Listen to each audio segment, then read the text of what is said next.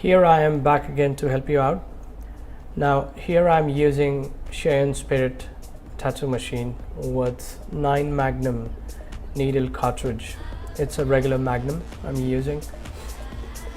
Cheyenne Spirit machine is very soft and light on skin, and it's the perfect one for soft shading for me. I also use it for color blending and color packing whenever I'm working on full color tattoos. What I'm doing here is adding a little shadow area to create a depth to the geometry, and to do that I'm very light on skin right now. Also I'm using diluted black, so maybe it is 30% of black and rest is water, and I'm gonna darken the bottom area a little bit to create a depth.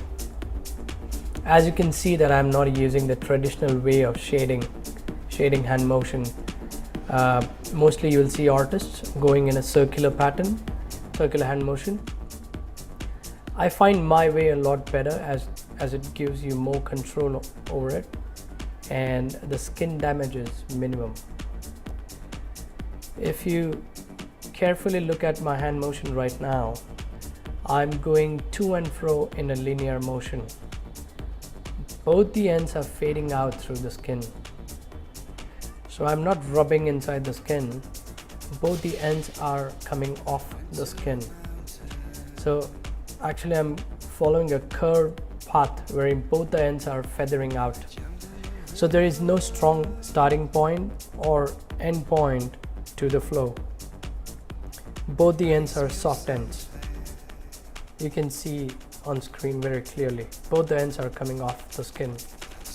Now this technique gives you much more control over shading, and the skin damage and the redness is minimum.